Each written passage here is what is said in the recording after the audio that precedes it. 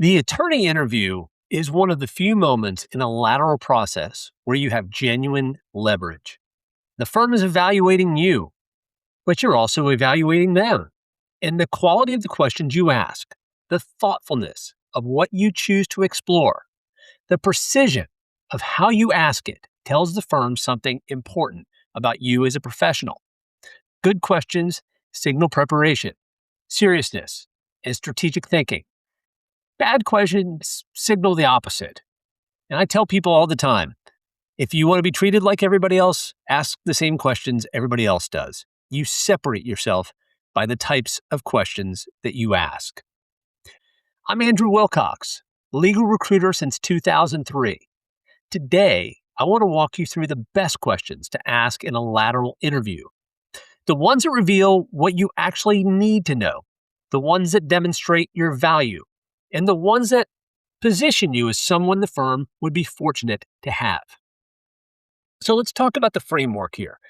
Questions that serve two purposes simultaneously. Every question you ask in an interview is doing double duty. It's gathering information for you to make a decision, and it's signaling to the interviewer what kind of attorney you are, what your value is, what you prioritize, how you think. Nothing novel about any of that.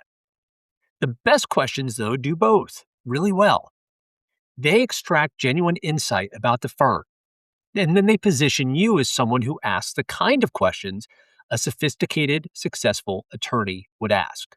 So category one, think about questions about the practice group and platform. These are the foundational questions that establish your understanding of the business side of the practice. What does the strategic plan for this practice group look like over the next 3 to 5 years? This forces a conversation past generalities about growth and towards specifics about what the firm is actually investing in, what markets they're targeting, what capabilities they're building. It also signals that you're thinking about your own trajectory in the context of the firm's trajectory, which is exactly what a serious partner level candidate should be doing. Alignment, asking questions that put you in their environment so that they can visually see you in their environment. What does the existing client base in this practice area look like? And where are the cross-selling opportunities you see for my work? It's pretty direct. You're asking whether the firm's promise of platform and client access is real or if it's just aspirational. And you're signaling that you're thinking about business development from day one, which is what firms want to hear. Next question. Can you walk me through a recent example of a significant cross-referral within the firm? What made it work? General claims about culture and collaboration are easy to make. Specific examples are harder. If they can't give you one, or if the example is thin, you've learned something important. These are things that they should have specific stories about people that they worked with in different offices and how that work begot this work and begot that work in different practice areas. Next category is questions about partnership, structure, and economics. These questions are about transparency and fairness in how the firm operates financially. How is the compensation structure determined for equity partners? And how much visibility do partners have into that process? You're not asking for specifics about other people's compensation. You're asking whether the process is transparent or opaque. Firms with healthy cultures will answer this straightforwardly. Firms with political compensation processes will get very uncomfortable. What does it track from this role to equity partnership? The timeline, criteria, recent examples. Is there a probationary period if you move your practice over to that firm? What's that look like in 3 months, 6 months, a year, etc.? It's critical if you're being offered a non-equity role, though, or if equity isn't immediate. You need to know whether this is a real track or a polite fiction. How does the firm handle origination credit when work crosses practice groups? This tells you whether the firm's internal incentives support collaboration or undermine it. If the originating partner keeps all the credit and the partner who does the work gets nothing, you know the culture is going to be siloed regardless of what anyone says about teamwork. And then the next category, questions about culture and professional environment. We talked about this on the last podcast. These questions go past the script, though, and get to the actual lived experience of being a partner at this firm. What surprised you most when you joined this firm? What turned out to be different from what you expected? This is disarming. People will often give you honest answers to this they wouldn't give to more direct questions about culture. And what surprises people, good or bad, is revealing. How does the firm support business development for partners? What resources are available? And what does success look like? I love success metric questions. Gets everybody in alignment, lets everybody know where everybody stands and what the expectations are. You're not asking whether they support it. Everyone says yes. You're asking what that support actually looks like in practice. Specifics matter. Can you tell me about a partner who left the firm recently, where they went, why they left?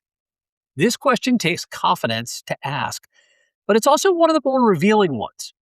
How the firm talks about departures with maturity and honesty, or with defensiveness and resentment, tells you an enormous amount about their culture.